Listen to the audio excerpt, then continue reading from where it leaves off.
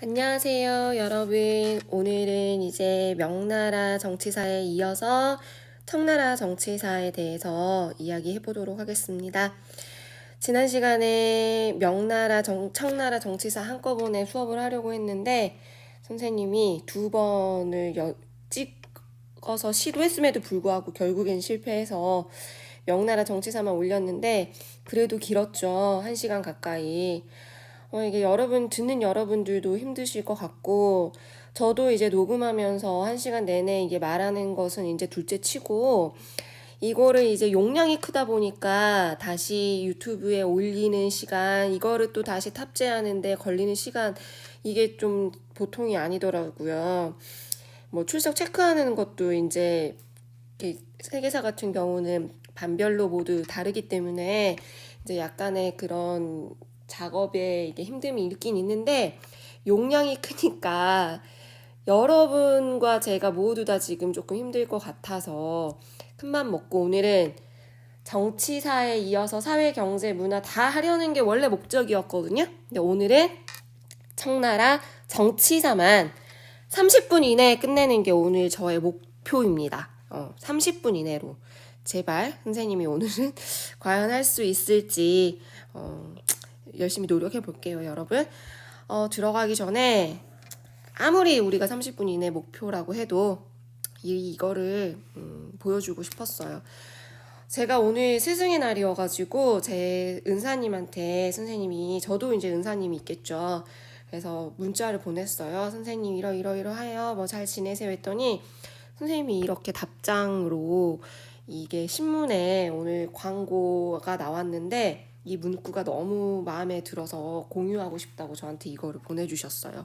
근데 저의 시기, 여러분의 시기, 그리고 여러분 그 부모님 가정에서도 이 시기를 함께 읽고 힘을 냈으면 하는 마음이 들어서 같이 공유해보고 싶어서 이 시를 보여드립니다. 봄날에 바람 드는 풀밭을 보세요. 나비가 날아요. 강물이 소리쳐요. 나를 믿어요. 당신을 믿어요. 굳게 디딘 땅을 믿어요. 봄처럼 이겨요. 봄처럼 함께 일어나요. 같이 먹고 일하면서 놀아요. 어제와 다른 오늘이 기다리고 있어요. 어서 오세요. 아침을 여는 저 물구피 같이 먼 동 튀는 새벽빛 그 고운 물살로 굽이치며 달려오세요. 이 봄날의 이 벚꽃인가요?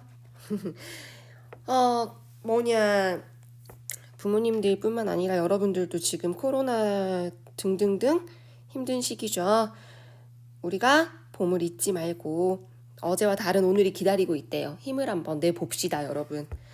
좀 힘이 되셨으면 하는 마음에서 이 시를 여러분한테 같이 공유해드리고 싶었어요. 아침에 딱 문자를 보는데 힘이 생기더라고요. 저도 비는 오고 있지만 그래도 요즘 봄이잖아요. 잊지 말고 내일을 위해서 이 고등학교 3년 기간이 제가 지나고 보니까 아주 중요한 시기이기도 하지만 중요하지 않았던 것 같기도 해요. 별거 아닌데 왜 힘들었을까 이런 생각이 들기도 하더라고요. 최선을 다하되 힘들어하지는 말자. 최선을 다하는 이유가 너희들의 밝은 미래를 위해서. 그리고 이렇게 공부를 할 수 있는 기회가 없어요, 여러분.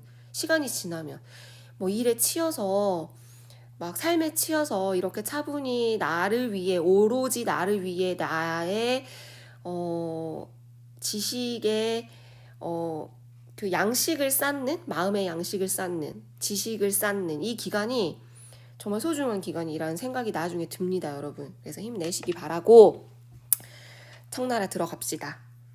자, 청나라는 여기서부터 들어가도록 하겠습니다. 자,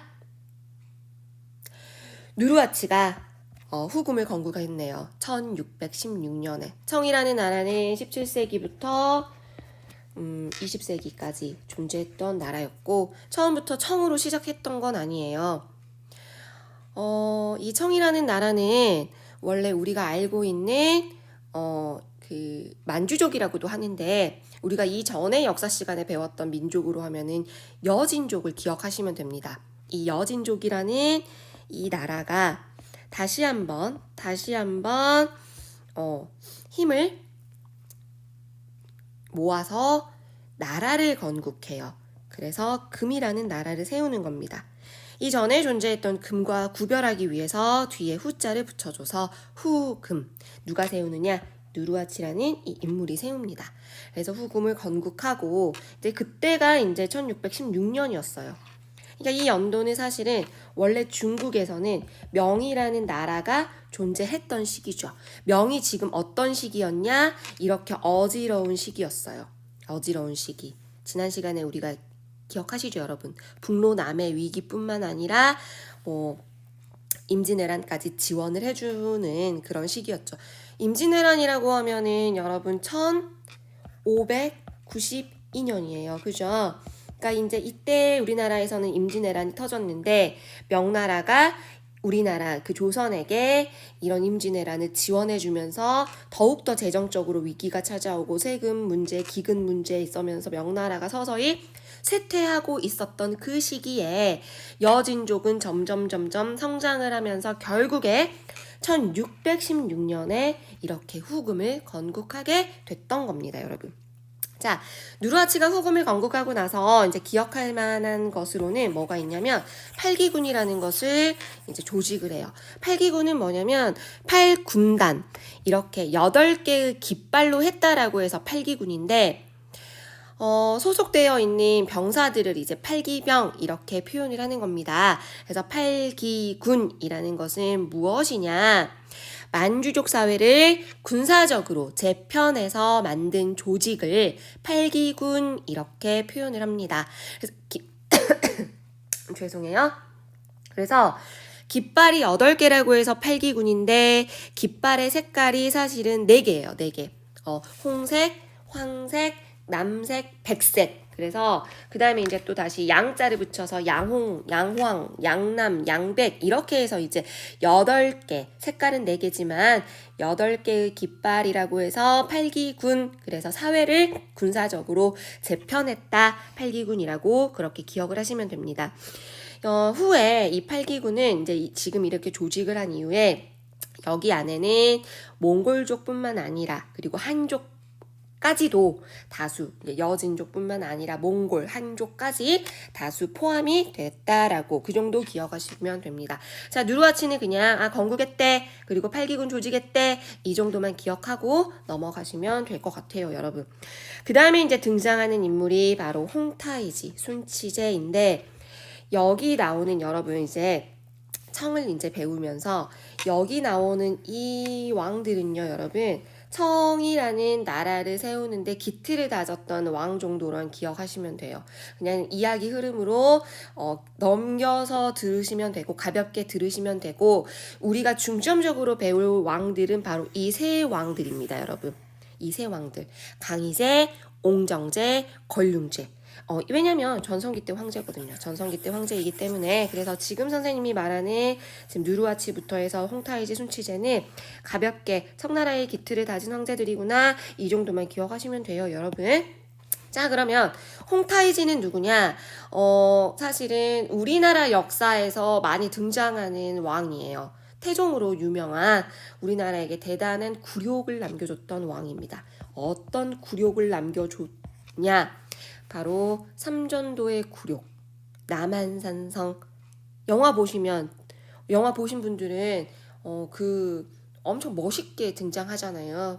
보이시죠? 사실 우리나라 입장에서는 엄청나게 굴욕을 남겨줬던 그 왕입니다. 조선 침략, 정묘호란, 병자호란. 그때 왕이 바로 이 태종입니다. 청나라의 태종. 사실 전성기 때 황제도 아니에요. 청이라는 나라를 세웠던, 국호를 청으로 바꿨던 바로 그 황제입니다. 후금으로 세웠는데 나중에 이름을 다시 청으로 바꾸거든요. 국호를 청으로 바꿨는데 그때 황제가 바로 홍타이지입니다.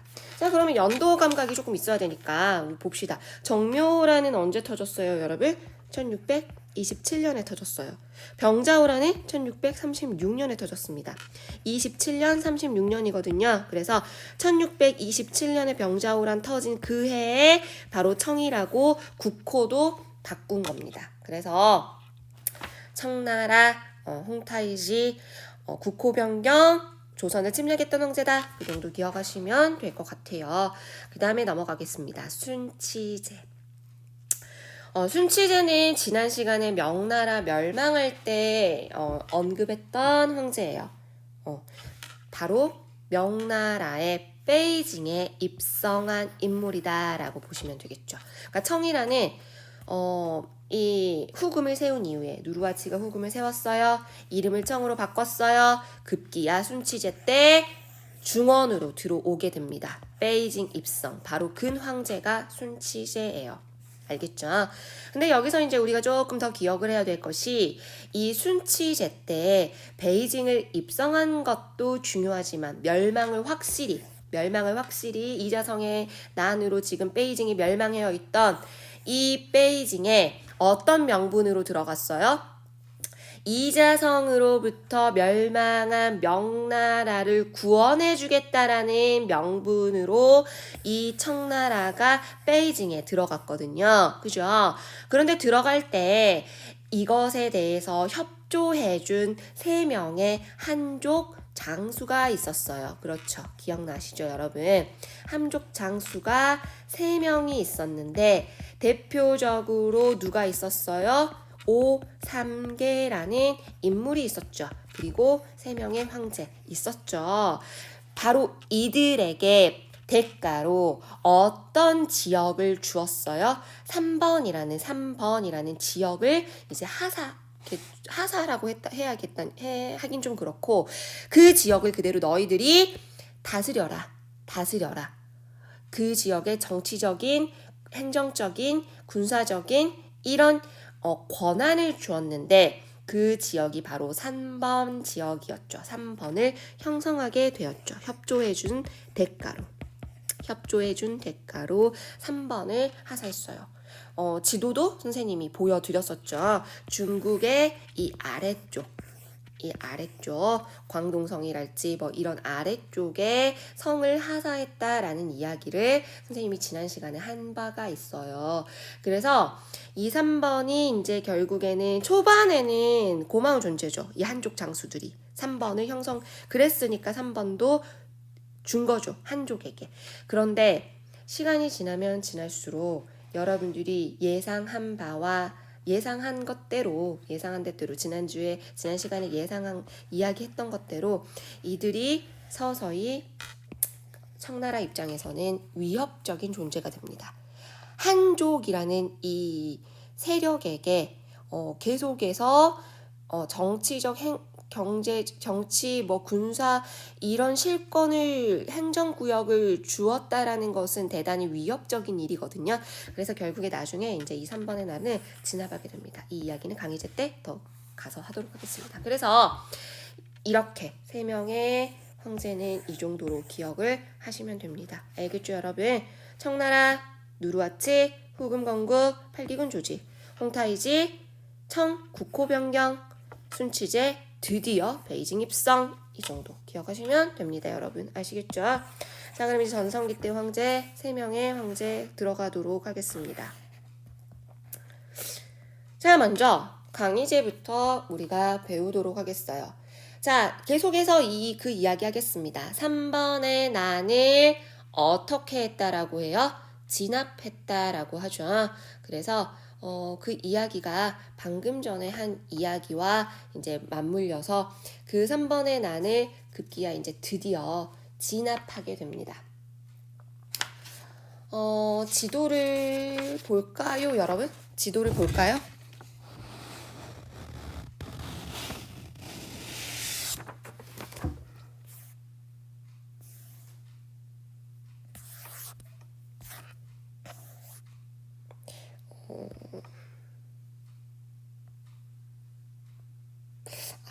선생님이 그 지도를 꺼버린 것 같네요. 미안해요. 그 지도를 선생님이 꺼버린 것 같아요. 뭐 이걸로 봐도 돼요. 3번의 난, 이쪽 지역에 존재하고 있었는데 좀 더 작게 해야 될 것 같아요. 이 지역에 존재하고 있었던 이 지역에 존재하고 있던 세 개의 삼번을 한족 장수 출신이 이제 세웠던 3번이 청나라 입장에서는 위협적이었기 때문에 이 3번 세력을 결국에는 어떻게 했다? 제거했다. 이렇게 기억을 하시면 되고, 사실은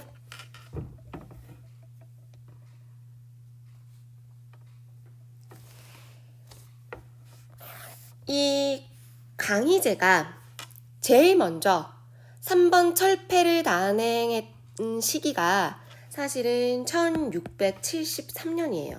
3번에 난 이야기 이제 하고 있으니까 1673년에 가장 먼저 3번 세력을 제거하겠다라고 3번 철폐를 선언을 합니다. 그런데 이제 당연히 한나라 장수들이 세웠던 이 3번 세력이 반항을 하겠죠. 그래서 반란을 일으켜요. 그래서 이 반란을 제거하는데 몇 년이 걸리느냐? 1681년까지 무려 9년이라는 시간이 걸렸다라고 합니다. 청나라 초창기에는 안정적인 세력이었던 이 세력이 위협 세력이었기 때문에 반독립국가 형세였기 때문에 운남성, 광동성, 복건성 이 세 성을 내가 이 이야기를 안 하려고 했는데 여러분들이 괜히 공부하는데 선생님 이거 다 외워야 되나요? 몰라도 돼요 여러분. 절대 외울 필요 없어요. 그냥 3번 이 정도로만 기억하면 됩니다. 뭐 운남성, 광동성, 복건성 이런 성 이름 기억하지 마세요. 여러분들이 머리 아플까봐 말 안 하려고 했는데 이 세력이 반란을 일으켜서 이거를 제거하는데 9년이나 걸렸는데 물론 강희제 때 9년이나 걸렸다라는 것은 청나라 입장에서도 상당히 막대한 세력 소모예요. 소모전입니다. 그런데 한편으로는 이 기나긴 기간 동안에 결국에 3번의 납이 진압이 되었고 이 9년이나 되는 기간 동안에 반항을 하면서 한인이 깨달은 거예요. 더 이상 청나라에게 반항할 수 없구나. 더 이상 우리가 반항하는데 의미가 없구나 라고 하는데 이제 인정하게 되는 계기가 됐다라고도 합니다. 그래서 그 정도 3번의 납을 진압을 했고 기나긴 기간 동안에 한족 세력들이 청나라에게 더 이상은 대항해서는 안 되겠구나를 깨닫게 되는 계기가 됐다라는 것 알겠죠? 그 엄청난 작업을 해낸 황제가 바로 강희제입니다. 사실은 이 강희제라는 황제는요 여러분 만주족 황제임에도 불구하고 한족 황제 못지않게 중국의 역사에서 존경을 받는 황제입니다. 그만큼 지금 보시다시피 군사적인 일뿐만 아니라 무예뿐만 아니라 학문 여러 방면으로 다 요건을 갖춘 대단한 황제이셔요. 그래서 모든 여건을 갖췄구나 이렇게 보시면 되고 결국에는 막대한 국력을 소모함에도 불구하고 한인이 청대항하는 것은 불가능하구나를 깨닫게 만들어준 3번의 납을 진압해냈다라는 것. 그 다음에 두 번째로는 타이완의 세력을 제압 복속했다라는 말이 나와요. 이 말은 청나라 내부에서도 여전히 반발하는 세력이 존재했었어요. 사실은 1644년에 지금 여기 보면은 명나라가 멸망하죠, 여러분. 근데 이제 멸망하고 나서 그 이후에 이제 1644년부터 1661년까지 남쪽에 이제 명나라라고 해서 남명 정권이 사실은 존재하고 있었어요. 너무나 이제 청나라가 힘이 셌기 때문에 국가라고 할 것도 이제 정권이라고 할 것도 없어서 역사 속에서 언급을 잘 안 하지만 사실은 이 시기 동안에 이렇게 정권을 세워놓고 이들이 뭘 하느냐 복명운동을 합니다. 명나라를 다시 복구하자. 이런 복면운동을 하거든요. 그래서 이 복면운동을 하는데 이제 결국에는 이제 실패해서 1661년에 이제 실패를 하게 되는데 실패하면서 이 중에 한 세력이 어디로 가느냐?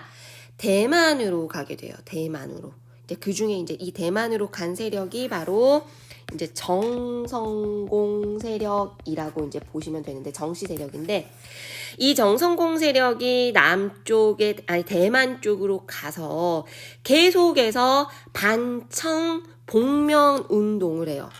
반청 복면 운동. 대만, 타이완 같은 말이죠, 여러분.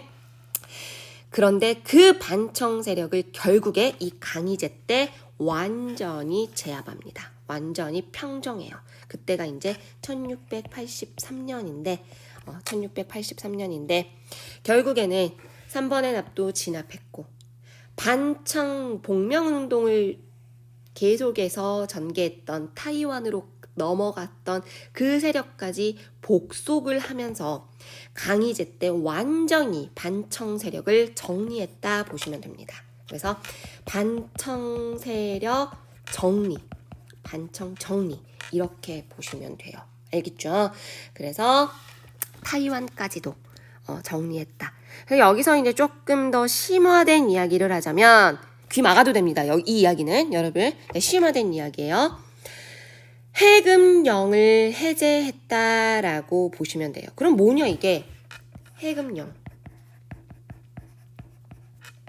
타이완이라는 섬에 이제 중국의 본토에, 이렇게 중국의 본토에 이제 바다예요. 여기는 바다인데 중국 본토에서 이제 이쪽 이렇게 끝쫙자락에 해안가에 타이완과 함께 이제 연결을 해서, 타이완이라는 이 대만이라는 섬과 연결을 해서 반청 세력을 하는 것이 우려되어서 해금령, 나라 배 바깥으로, 해안가 바깥으로 연결되지 못하도록 해금령, 바다 금한다 명령 해서 해금령을 내렸었거든요, 원래는.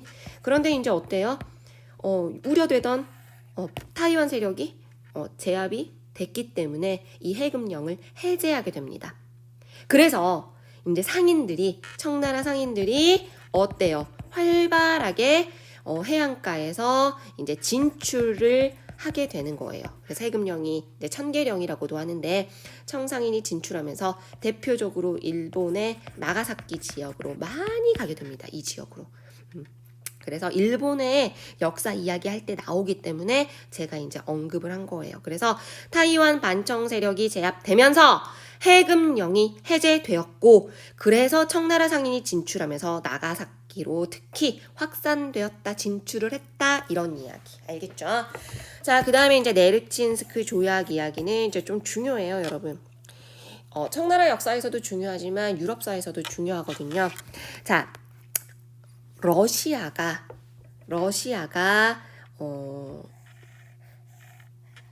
같이 러시아와 함께 네르친스크 조약이라는 이 조약으로 국경선을 어떻게 하자라고 약속했던 조약이라고 보시면 돼요. 국경선 이렇게 하자. 누구랑 했냐? 러시아의 표트르 대제랑요. 근데 청나라에 강희제가 있었다면, 강희제 엄청나게 전성기를 만들어낸 위대한 군주이죠. 그런데 러시아에도 위대한 군주가 동시대에 존재했어요. 절대왕정 시기에 표트르 대제라는 절대왕정 군주가 있었는데, 두 명의 전성기 황제가 딱 만난 거죠. 국경선을 만난 거죠. 국경선을 그래서 이제 확정을 한 겁니다. 그 조약이 바로 네르친스크 조약이에요. 그래서 청나라의 네르친스크 조약, 강희제, 유럽사에서도 나와요. 청나라의 표트르 대제, 네르친스크 조약, 알겠죠? 그래서 두 명의 대군주, 네르친스크 조약, 두 군주의 만남, 국경선, 러시아와 청나라의 국경선, 이렇게 보시면 됩니다. 자, 그 다음에 이제 옹정제로 가겠습니다, 여러분. 이 옹정제도요, 이제 이게 키포인트 단어들인데, 가장 먼저 단어는 나오는 용어가 군기처네요, 여러분. 군기처. 군기처는 뭐냐? 일종의 정보기구예요. 정보기관? 모든 정보, 정책 결정권, 이런 것들을 황제에게 집중시킨 거예요. 그래서 황제의 독재권을 강화하게 만든 것이죠. 사실은 이 옹정제가요, 준가르브라는 이 세력을 토벌하기 위해서 토벌을 하려면 어때요? 기밀을 유지하려는 군사정보기관이 필요하겠죠? 그래서 사실은 이제 군수방이라는 것을 설치했었어요. 그럼 준가르브는 누구냐? 몽고족 세력이에요. 몽고족의 그 세력 중에 이제 그 준가르브라는 인물이 증가르브라는 인물이 몽골족을 이제 다시 한번 세력을 이제 모아가지고 이제 세력을 점점 확장해 나가자. 이제 안 되겠다. 이들을 토벌해야겠다라고 이제 싶어가지고 몽골족 정말 대단하죠, 여러분. 원나라라는 나라를 멸망시킨 이후에도 계속해서 명나라, 원나라 계속해서 이렇게 괴롭힙니다. 괴롭힌다라는 표현은 이제 물론 중국의 역사 입장에서고요. 몽골족은 다시 한번 계속해서 부흥을 노립니다. 준가르브 토벌을 위해서 만들었던 군수방이 이제 설치를 했었는데 그것이 이제 후에 내각을 대신하는 내각이 뭐예요, 여러분? 지난 시간에 명나라에 대해 선생님이 설명했죠. 황제를 보좌하는 세력이죠. 보좌하는 기구죠. 내각기구. 그래서 이 내각기구를 대신하면은 기구로 만든 게 바로 이 군기처예요, 여러분. 그래서 사실은 이제 군수방에서부터 시작했던 군기처인데, 그래서 이제 무슨 말을 하려고 이렇게 장황하게 이야기를 했냐? 군기처라는 것은 황제 독재권을 강화하기 위한 정보 기구였다라는 이야기를 하려고 제가 이렇게 장황한 이야기를 한 겁니다, 여러분. 그래서 군기처. 그 다음에 카흐타 조약, 러시아와 러시아 표투르 대제와 맺었던 네르친스크 조약과 같은 맥락으로 기억을 하시면 될 것 같아요. 카흐타 조약. 그래서 이 카흐타 조약으로 인하여 러시아와 국경에 대한 조약을 맺었고 네르친스크와 비슷한 성격이구나 이렇게 기억을 하시면 됩니다, 여러분. 아시겠죠? 어디 지도 한번 볼까요, 여러분? 자, 지도를 보겠습니다. 그래서 네르친스크라는 지역에서 네르친스크 조약을 맺었고 국경을 맺었고 캬흐타라는 지방에서 이렇게 조약을 맺었고 러시아도 그때 당시에 강대국이었고 전성기를 구가하고 있었고 청 역시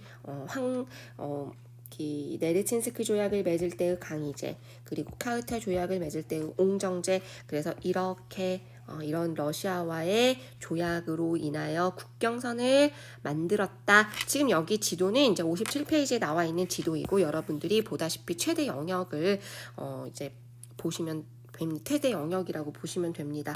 뭐 아까 했던 이야기들 보자면 타이완섬 여기 있죠. 타이완섬 대만섬 그래서 이제 여기 강희제 때 완전히 복속시켰고 결국에는 여기에서 이제 천계령이 해제가 되면서 이제 이렇게 활발하게 청나라 상인들이 진출했다. 해금령 천계령 해제됐다. 뭐 그런 이야기까지 아까 했어요, 선생님이. 자, 그래서 러시아의 캬흐타 조약, 네르친스크 조약의 교과서에 지도를 살펴보시면 됩니다, 여러분. 그 다음에 이제 두 가지 이야기, 옹정제에서 두 가지 남았죠, 여러분. 대의 강미로 그리고 지정은제 나왔습니다. 지정은제는 이따 경제사에서 할 거기 때문에 경제사 다음 시간에 할 거기 때문에 그때 가서 이야기 더 할게요. 그래서 그냥 넘어가시면 돼요. 이 정도만 기억하세요. 아, 옹정제 때 지정은제 했구나. 옹정제 때 지정은제 했구나. 어떻게 공부를 할 거냐면 경제사 가서 명나라에서 여러분 그 장거정의 일조편법 우리가 배웠었거든요. 그죠? 이 밀조편법과 옹정제의 지정은제 이렇게 두 개를 같이 경제사에서 명청 경제사 이야기할 때 일조편법과 그리고 지정은제 이렇게 두 개 세금 제도거든요, 여러분. 그래서 이 두 개 그렇게 같이 묶어서 비교하면서 비교가 아니고 이제 비교 뭐 이렇게 공부할 거니까 그냥 여러분이 여기서는 이 정도만 기억하세요. 아, 옹정제 때 지정은제 했구나. 그리고 군기처 캬흐타 조약 했구나. 이 정도만 기억하시면 됩니다, 여러분. 자, 그러면 이제 대의강미록 이야기하겠습니다. 대의강미록. 대의강미록이라는 것은 무엇이냐면 옹정제가 이제 쓴 기록물인데 그 내용이 중요해요. 그렇다면 그 내용이 무엇이냐? 바로 중화라는 이야기를 옹정제가 이 대의강미록에서 새로운 이론을 제시합니다. 그럼 어떤 이론이냐? 중화라는 것이 한족 너희가 주장하는 중화는 틀린 이야기이다라는 이야기를 하고 있어요. 그 말은 무슨 말이냐? 한민족의 의식 속에 깊게 잠재되어 있는 화이사상이라는 게 있거든요. 한족의 화, 그리고 오랑캐. 한족이 아닌 다른 민족들은 오랑캐다라고 치부했던 그 사상이 있어요. 그 사상이 바로 무슨 사상이에요, 여러분? 화이사상이었거든요. 화이사상. 근데 한족 너희들이 주장하는 이 화이사상 탄압하기 위해서 세운 이론입니다. 아니야. 그리고 탄압뿐만 아니라 틀렸다라는 거를 이제 말해주는 거예요. 그래서 청조가 지배하는 데 있어서 정통성을 그 사상적으로 확인시키는 작업 속에서 종래 한인이 주장하던 화이사상, 이거를 이론적으로 반박한 것이 바로 이 대의강미록입니다. 그럼 어떤 이론이냐? 중국이 중화인 것은 한족이기 때문에 중화가 아니야. 높은 문화지대이기 때문에 중화라는 것인데, 그러면 이 문화지대 통치자가 한족이 독점하는 것은 아니다라는 이야기예요. 문화지대의 통치자는 한족 아닌 다른 민족도 얼마든지 통치자가 될 수 있다라는 이야기죠. 자, 어렵게 이야기할 거 없이 핵심은 이거예요. 핵심은 뭐냐? 핵심은 뭐냐? 이거예요. 핵심은 이거예요. 한족이 아닌 다른 민족이라도 덕을 가지고 통치한다면 중화의 통치자 될 수 있다라는 이야기죠. 알겠죠? 이게 바로 대의강미록의 중화 사상에 대한, 한족이 말하는 중화 사상에 대해, 화이 사상에 대해 비판하는 핵심입니다. 엄청난 이론이죠. 그죠? 그래서 우리도 중화야. 오랑캐 아니야.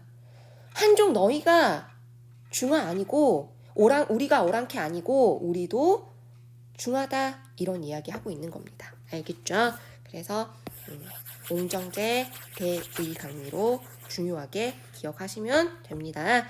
그 다음에 이제 플러스에서 이제 기억할 것이 이제 이건데, 플러스에서 옹정제 때 이제 여기 써져 있진 않지만 이런 것도 했어요. 황태자 밀검법이라는 거.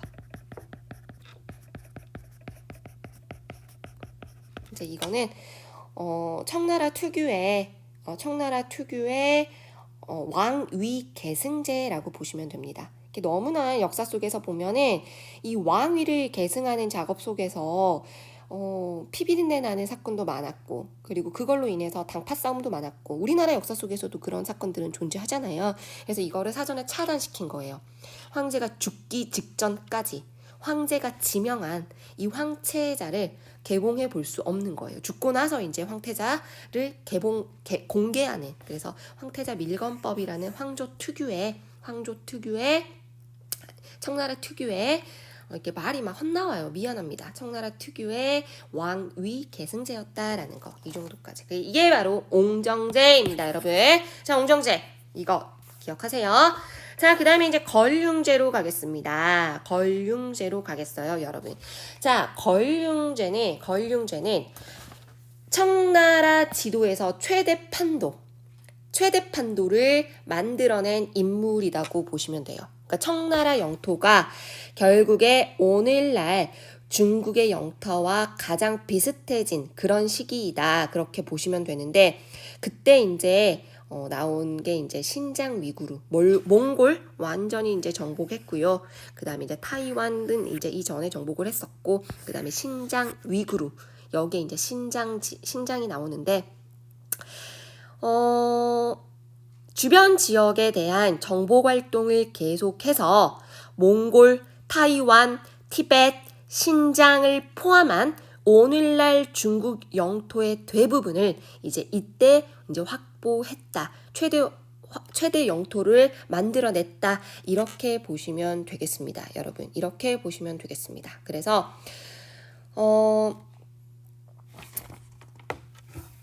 티베트 이런 지역은 사실 이쪽에 한족 살지 않잖아요.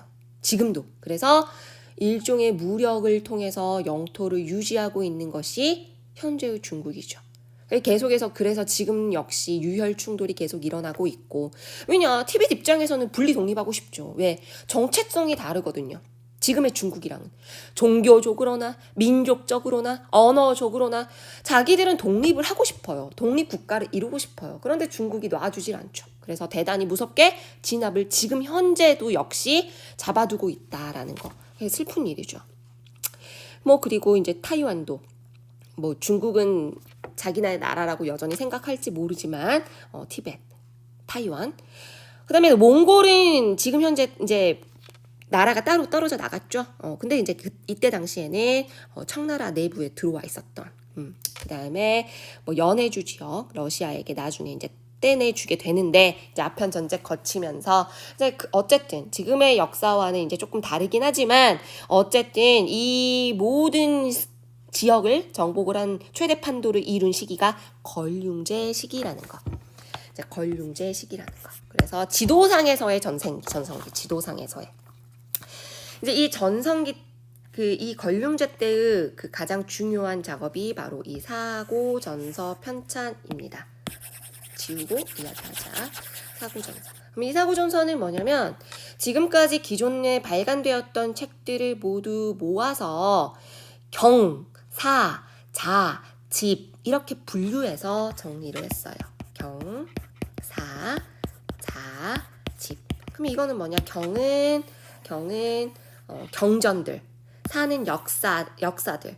자는 그 제자백가 있죠. 사상, 제자백가를 비롯한 사상. 그다음에 집은 문집이랄지 문학책이랄지 이런 것들을 모두 이렇게 분류해서 편찬해낸 대작업을 이룬 그게 바로 사고전서 편찬했다라는 건데, 근데 이거는 이제 그냥 순수 편찬한 목적도 있었겠지만 그 이외에 책을 수집하는 목적 이외에 이제 검토하는 목적 이외에 검열이라고 해야 될까요? 검열하는 목적도 있었다라는 거.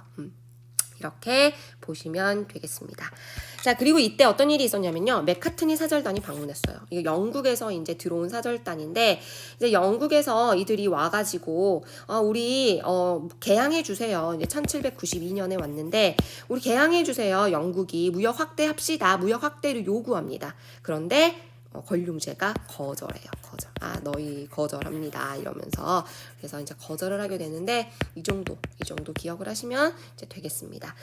자, 이렇게 해서, 걸륭제까지 우리가 배웠고, 결국에는, 청나라는, 걸륭제 치세 후기로 가면서 이제 이미 여러 가지 사회 문제가 대두가 되기 시작합니다. 예를 들면 인구에 비해서 농지가 부족하달지, 백년교도들이 반란을 일으킨달지. 백년교도들 우리 기억하시죠, 여러분? 명나라 때 백년교도들, 그다음에 재정을 소모하게 되고, 그다음에 팔기군의 한계가 드러나게 되고 등등등 이러면서 청나라 점점 쇠퇴하면서 그러면서 이제 근현대사로 넘어가게 됩니다. 근현대사로. 그래서 이거는 이제 우리가 먼 훗날 근현대사를 배울 때 청나라 역사 계속해서 이제 가는 건데, 근현대사로 넘어가게 되는 거고, 그러면 이제 이것만 따로 뽑아서 봅시다. 청나라가 한족 통치 어떻게 했느냐. 역사 속에서 보면은 우리 중국의 역사를 보면은 그 한족뿐만 아니라 이민족들이 통치할 때 예전에 후금도 그랬고요. 금나라도 그랬고요.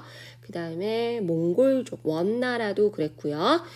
그 다음에 이제 청나라도 마찬가지로 이민족이잖아요. 어떻게 보면 한족이 아닌. 그런데 다수는 어쨌든 한족이잖아요. 그래서 이민족이 한족을 통치할 때 그 회유책과 강경책을 보여줍니다. 먼 과거로 올라가면 북이 때도 이제 그런 모습을 보이는데, 근데 이제 한족을 통치할 때 보통은 이런 회유책과 강경책을 같이 쓰거든요. 그죠? 그래서 회유책은 이제 항상 그랬듯이 유교 문화를 존중해줘요. 유교 문화를 존중해주고, 그리고 만한 병용제. 이 선생님 이게 뭐예요? 주요 관직에 만주족뿐만 아니라 한족도 함께 임명을 해요. 이 모습은 원나라랑은 조금 다른 모습입니다. 그죠? 원은 어땠어요? 철저하게 한족 차별했죠. 그런데 청나라는 그러지 않았어요. 원나라와 상당히 대조적인 모습이죠. 그래서 청나라의 경우에는 확실하게 한족들을 어느 정도 대우해주는 모습을 보여요. 대표적인 게 두 개인데, 만한 병용제, 주요 관직에 한족을 함께 임명하는, 협조하는 한족 지배층, 협조해요. 단서는 협조하는 한족 지배층들을 철저하게 우대해주는 이런 모습 보입니다. 그 다음에 이제 신사의 특권을 인정해준다라는 말이 나오는데, 여기서 이제 이 신사라는 이 계층에 대해서는 다음 시간에 명나라를 사회 부분 배울 때, 경제사회 문화 우리 다음 시간에 배우잖아요. 그죠? 명나라 사회 배울 때 신사 계층에 대해서 선생님이 따로 설명을 할 겁니다. 근데 이제 이 명나라의 신사 계층을 청나라에 와서까지 뭐 하는 모습을 보여요? 인정해주는 모습을 보여요. 명나라의 신사계층을 청나라 와서까지 계속 특권을 인정해준다. 그러면 신사라는 게 어떤 신사층의 특권이 있었나 보구나. 이 정도 알고 넘어가세요. 알겠죠? 그래서 특권을 계속해서 청나라에서 인정해줬다라는 거. 그 다음에 대규모 편찬사업. 이게요, 여러 가지 의미를 가져요. 이제 그냥 순수하게 편찬 사업일 뿐만 아니라 이런 편찬 사업을 하면서 한편으로는 이렇게 사상을 탄압하고 검열하는 목적도 있었지만, 또 다른 한편으로는 이러한 사업을 하는 데 있어서 한족 관리들을 많이 우대해 주거든요. 등용해 주거든요. 일을 시켜주는 거예요. 일해라. 그러면서 이제 이러한 대규모 편찬 사업에 있어서 문화적으로도 이제 존중을 해주는, 그러니까 다 같은 이야기인데, 다 같은 이야기예요. 어떻게 보면. 그래서 회유축으로 볼 수 있다. 대규모 편찬 사업. 이렇게 보시면 돼요. 자, 그러면 강경책으로는 뭐냐? 변발. 우리가 흔히 아는 중국의 그 머리 스타일의 앞쪽에 정수리를 기준으로, 앞쪽은 대머리고, 대머리란 표현이 맞나요? 뒤쪽에 머리를 길게 길러서 그 머리를 계속 길러서 그 머리 따서 묶는, 좀 약간 다른 사람들이 이제 비난을 할 때 돼지꼬리라고 비난을 하기도 하는 피그테일이라고 하는 이건 이제 나쁜 용어예요, 여러분. 이렇게 어떻게 보면 조롱하는 용어니까 그 머리 스타일 있죠. 그래서 그 머리 스타일이 바로 변발인데, 이거는 사실 변발은 아주 여러 가지 형태가 있는데, 이제 청나라의 대표적인 형태가 이제 그 형태를 이 한족에게 강요했어요. 한족에게 자존심 상하는 일이죠, 사실은. 자존심 상하는 일인데, 그래서 중국의 입장에서는 울면서 이제 한족들이 변발을 했다라는 거. 그러니까 철저하게 너희들 우리의 문화를 따라라고 하면서 강경하게 이제 주입을 시킨 거죠. 이것뿐만 아니라 복식도 이제 이렇게 강경하게 강요를 했는데, 이제 이러면서 같이 강경책으로 보는 게 이제 사상 탄압입니다. 사상 탄압. 금서가 뭐예요? 금서, 못 읽는 책을 지정하는 거죠. 그래서 금서, 그리고 문자오. 어떤 이 사건으로 이제 엄청나게 많은 사람들이 죽어나갔는데, 글을 쓰는 데 있어서 잘못된 행여라도 청나라의 민족을 뭐 비판하는 거랄지, 명나라를 조금 부흥하는 거랄지, 우대하는 거랄지, 이런 모습을 보이면 가차없이 탄압하고 차단하는 그런. 그러니까 이거는 이제 미안합니다. 반청산압에 대해서 탄압하고 차단하는, 뭐 이렇게 보시면 되겠죠. 그래서 청나라가 한족을 통치할 때 이런 회유책과 강경책이 있었다라는 이야기. 자, 여러분, 그래서 지도도 받고, 우리가 지도 봤죠, 여러분? 이렇게 해서 명나라, 청나라 정치사 끝났습니다, 여러분. 청년님이 지난 시간에 너무나 많은 것을 알려주려고 멸망 위기 이야기하면서 막 이것저것 막 설명을 하면서 여러분들이 와, 선생님 이거 다 알아야 돼요? 뭐 이렇게 이제 할까봐 조금 우려스러워서 다시 복습을 해줘야겠다. 이것만 알아라 라고 복습을 해줘야겠다는 생각을 좀 했어요. 이것저것 이야기를 다 꺼내는 거는 외워라라고 해서 꺼내는 게 아니고 여러분들이 외우는 데 있어서 도움을 주려고 기억하는데 머릿속에 그 용어들을 기억하는데 주변 지식을 알면 도움이 되니까 선생님이 이야기를 한 거거든요. 그래서 여러분 절대 오해하지 마세요. 알겠죠? 자, 노란색으로 갈까요? 자, 명나라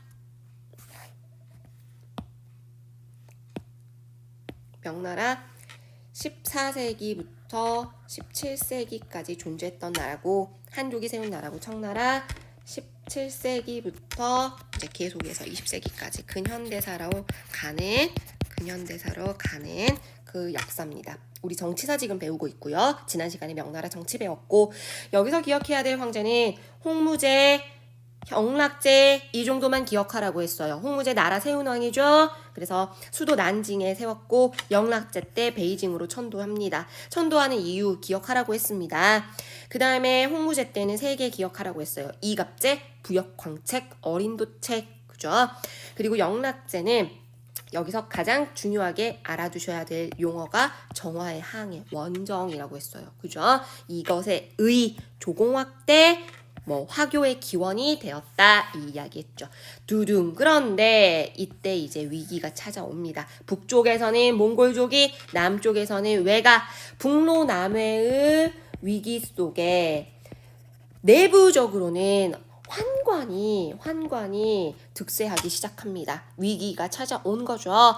위기가 찾아오면 항상 이거를 개혁하는 인물이 나타나죠. 바로 장거정이라는 인물이 개혁을 합니다. 장거정이라는 인물이 이제 내각 대학사라는 직책을 가지고 있었던 인물인데 이러면서 이제 내각제도와 환관 이야기를 선생님이 잠깐 했었어요. 영락제가 왕자리를 찬탈한 인물이었죠. 그러면서 찬탈하면서 이들의 힘을 빌렸기 때문에 이들이 영락제 시기부터 점점 힘이 세졌는데 내각이라는 것은 황제권을 보좌하는 인물이었다라는 이야기. 사실 내각제도는 이 홍무제 때부터도 계속해서 이제 그 세력이 세지죠. 그래서 내각이 뭐냐? 황제를 보좌해주는 인물이 아니고 어떻게 보면 제도예요. 황제를 보좌해주는 제도. 그래서 그 황제권이 세지니까 내각제 세지는 건 당연하죠. 그래서 내각의 이제 학사였던 장거정이 개혁을 하는데 개혁의 내용이 이거였어요. 관리들의 기강을 잡는 것, 그리고 토지조사 사업을 실시합니다. 전국적으로. 그래서 토지조사 사업을 실시했고 실제로 토지조사 사업을 바탕으로 일조편법이라는 세금 제도를 이제 세금 징수를 하게 돼요. 이갑제라는 여기 나와 있는 이 이갑제가 무너지게 되면서 일조편법으로 이제 장거정이라는 인물이 개혁을 했죠. 그래서 개혁을 했다라는 이야기. 그런데 이런 개혁을 했음에도 불구하고 나아지지 않아요. 급기야 임진왜란이라는 조선의 그 난을 지원을 해주면서 재정의 위기가 찾아옵니다. 세금 문제. 더욱더 힘든 거는 기근이에요. 기근이 일어나요. 농민들 못 살겠다. 급기야 난이 일어나죠. 이자성의 농민 반란군이 일어납니다. 그래서 이 이자성의 난으로 베이징이 어떻게 돼요? 베이징이 몰락하게 됩니다. 베이징이 몰락하게 돼요. 근데 이때 왜 몰락을 이렇게 쉽게 무너졌나요? 이야기했었죠. 그때 당시에 명나라의 최정예 부대들은 모두 다 북쪽으로 올라가서 이민족의 침입을 막고 있었거든요. 왜 그랬냐?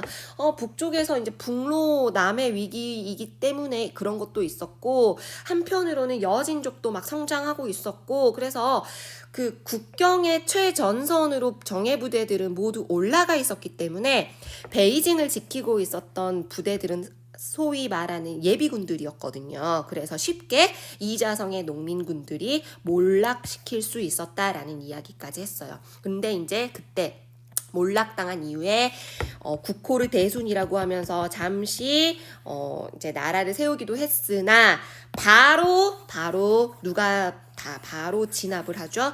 청나라에서 바로 이거를 진압하러 들어옵니다. 진압하러 들어오면서 누구의 힘을 빌려서 바로 오삼계를 비롯한 한족의 3명의 장수들의 힘을 빌려서 3명의 장수들의 힘을 빌려서 청나라가 베이징에 입성했다라는 이야기했죠. 그래서 이들에게 그 대가로 3번이라는 지역을 3번을 이제 형성하게 되었다. 이거는 이제 순치제의 이야기고, 한편 청나라는 누르하치 때 건국 8기군, 홍타이지 때 청나라, 우리나라에서 조선의 역사로 정묘한 병자호란 일으킨 황제, 그러면서 순치제, 두둥, 베이징 입성, 여기까지 청나라 이야기했습니다. 근데 청나라에서 가장 중요한 전성기 때 황제는 이 3명이었더라. 바로 강희제, 그리고 옹정제, 그리고 걸륭제. 강희제의 3번에 난 타이완 반청 세력 진압, 복소, 반청 세력들 진압했다, 이 이야기 했습니다. 그리고 옹정제 때 역시 정보기관이었는데 황제권 강화라고 보시면 돼요. 군기처를 설치했다라는 거. 그 다음에 쌍으로, 세트로 네르친스크 조약과 카흐타 조약, 러시아와의 국경 조약이라고 기억하시면 되는데, 네르친스크는 강희제 때, 카흐타는 옹정제 때, 이렇게 기억하시면 된다. 그 다음에 대의강미록 너무 중요하죠. 그 다음에 지정은제 다음 시간에 배울 건데 어떻게 세트로 기억하면 된다. 이 지정은제와 여기 나와 있는 일조편법 이렇게 세트로 우리 배울 거다. 이렇게 보시면 됩니다. 명나라의 일조편법, 청나라의 지정은제. 자, 그 다음에 걸륭제는 그 지도상의 최대 판도를 이룩했던 황제이고, 몽골과 타이완과 신장까지 정복을 해서 오늘날의 중국 영토와 가장 흡사하다. 완전 똑같은 건 아니에요, 여러분. 흡사 정도다. 그 다음에 이때 뭐 사건이라기보다는 이제 이슈로는 사고전서 편찬, 메카트니 사절단 방문, 그리고 회유책, 강경책, 이렇게 기억하시면 되겠습니다. 이렇게 해서 명청 정치사 여기까지 배웠고요. 몇 시일까요? 몇 시간 했을까요? 몇 분 했을까요? 30분 이내 넘어간 것 같아요. 미안합니다, 여러분. 그래서 다음 시간에 사회, 경제사, 명청 그때 만나도록 하겠습니다. 감사합니다.